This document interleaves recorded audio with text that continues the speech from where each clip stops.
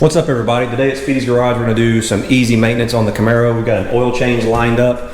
This will actually be the first time I have personally changed the oil in the Camaro. It came with a few free oil changes as part of the purchase. Sometimes free is not always free, and I did learn my lesson, so I don't really like people working on my cars other than myself. And first oil change, took it to one dealer, and the technician got oil all over the inside of the car. I had to clean that up.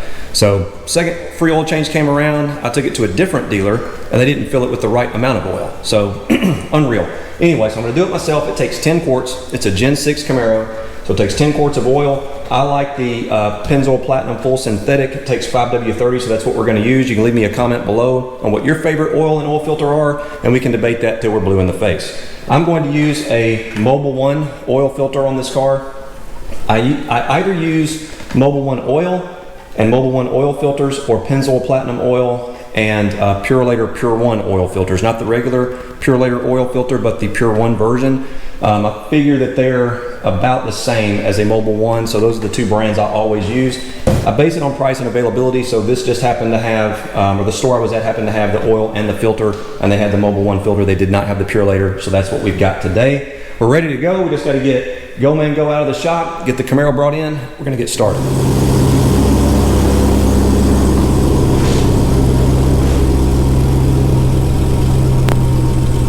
Find out which one we think sounds better.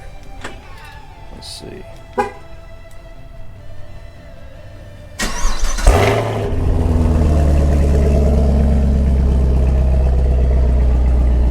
So there's the Camaro.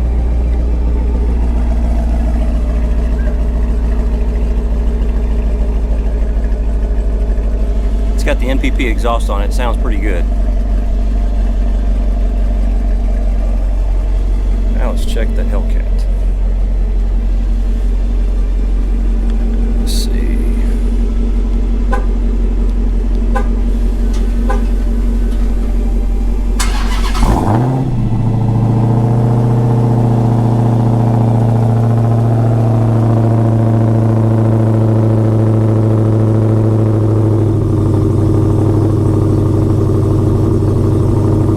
It's close, but I think the Hellcat sounds a bit better. Going to go out and cruise around a little bit to warm the car up. I want to make sure the oil is at operating temperature so that it drains properly. It won't take long. We're just going to go around the block. This is the first one I've done on this car, so I'm curious. There's a bunch of panels and stuff I have to get out of the way. On the 4Runner we have to remove a bunch of stuff, skid plates and whatnot. On Mrs. Speedy's car we have to remove a bunch of splash shields. On the Hellcat we have to remove a bunch of splash shields. So we'll see. I expect there's probably going to be something like that for this one too. So we'll just have to get to it.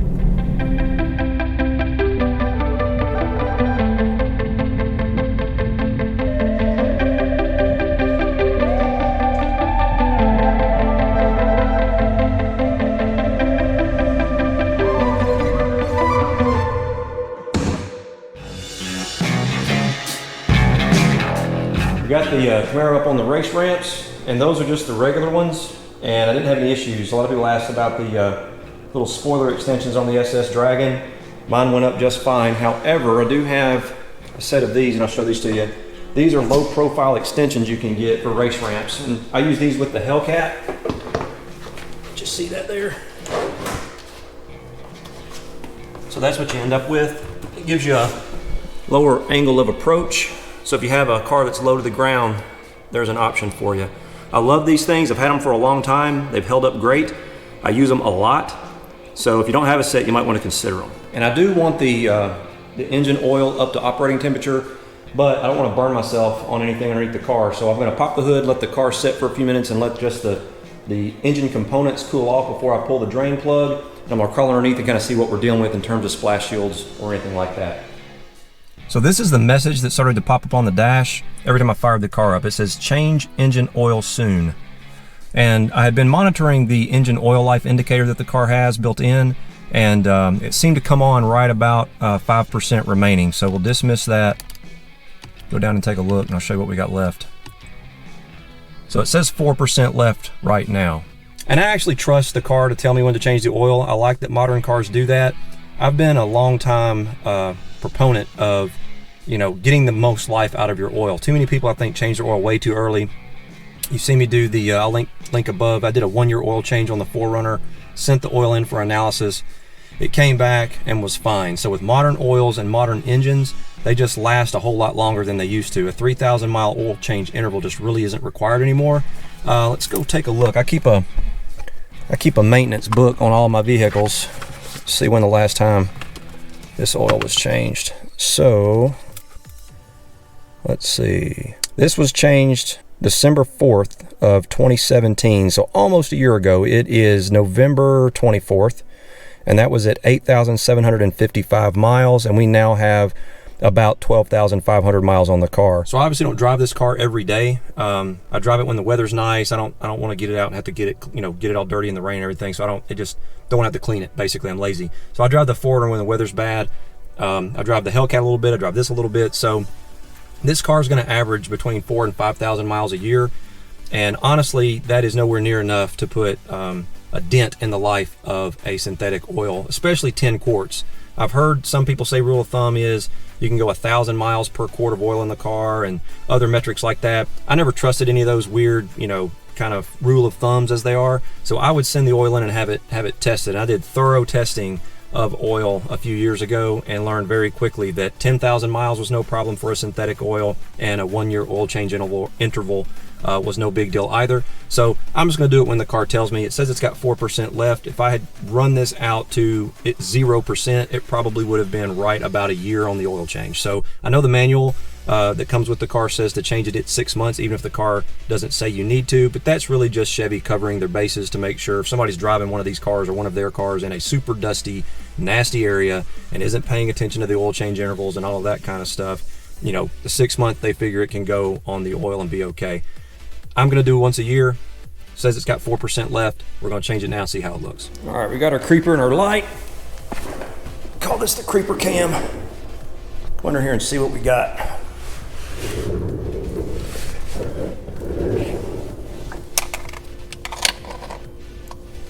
So there's the oil filter.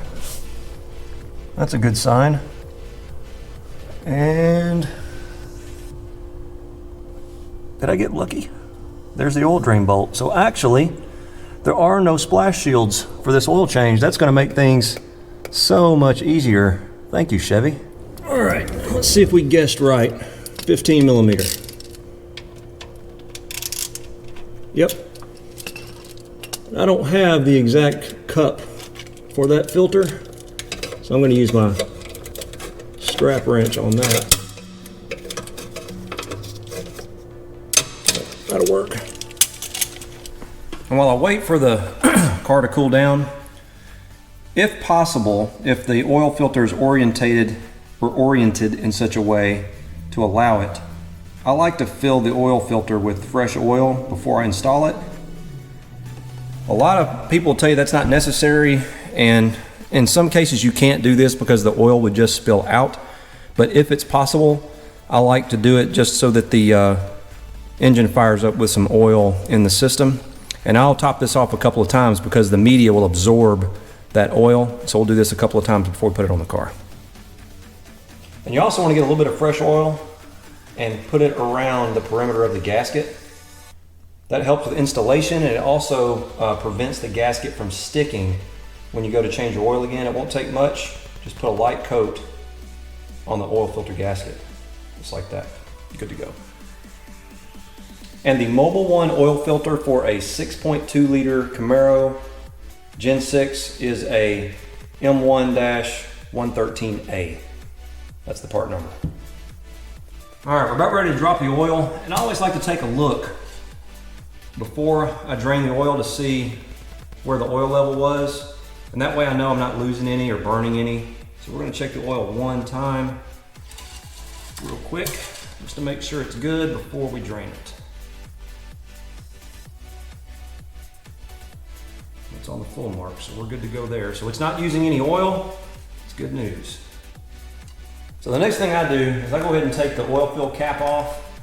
It should prevent the oil from going glug, glug, glug when it spills out and making a mess. It'll help it pour more evenly. And with 10 quarts, you got a lot of oil coming out of there. You definitely don't want to make a mess. And now for the fun part. All right, we've got our oil pan in place. I'm gonna break this loose. 15mm bolt for the drain plug. There we go. Here we go. Hope we don't make a mess.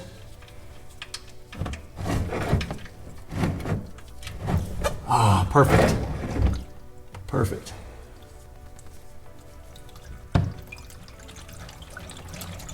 All right, I always like to take a look at the oil, give it a smell, give it a sniff, make sure it doesn't smell funny. This smells fine. It's dark. I don't see any shavings or anything, so that's good. So now we're just gonna let that drain. And I had some professional shop towels available to clean up with, so we don't make too much of a mess. Wipe the little edge off there.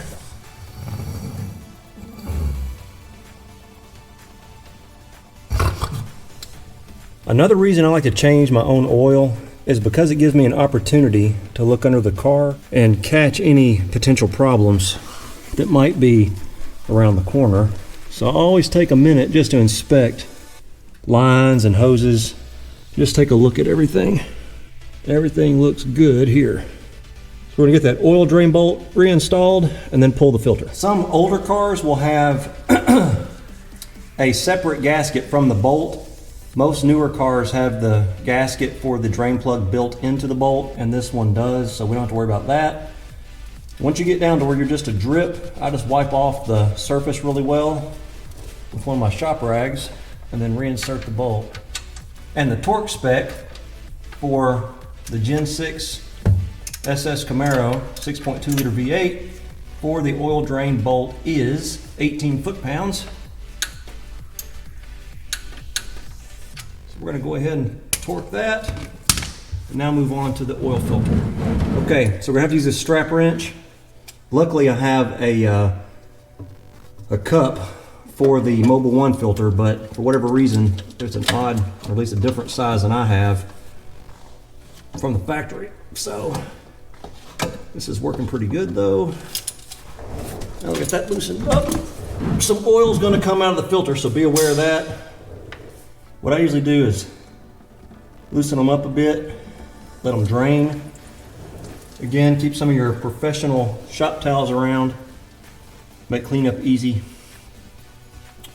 We'll let that filter drain for a minute and then we'll pull it the rest of the way off. Okay, I let the filter drain until I was just getting a drip. And now we're gonna go ahead and take it the rest of the way off. Ooh, super slippery.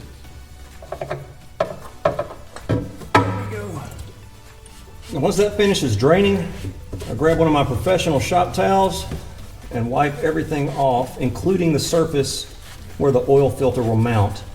You want that clean. And then I'm going to thread on the new oil filter. And if you filled it with oil like I did, go slow so it doesn't slosh. And then I just hand tighten the filter. That's usually good enough. Give one last wipe down. And that's it for underneath. And now we're just gonna fill the engine back up with fresh oil. And it says it holds 10 quarts. What I always do is I put in a half a quart less than the car calls for. And then I go back, check the oil, and then top it off with whatever it needs. All right, with our 9.5 quarts of oil in the engine, I'm gonna go ahead and check the dipstick, make sure it looks reasonable. Now it's still on the ramps, and it's almost to the top of the X's, about 3/4 of the way up. So I'm gonna go ahead and fire it up, back it off the ramps, and then we'll top it off when the car's level.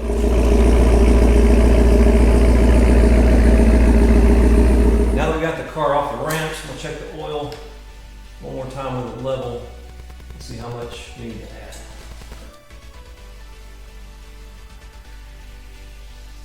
So surprisingly, after I put 10 quarts in here, I actually had to add a little bit more to get it to read properly on the dipstick.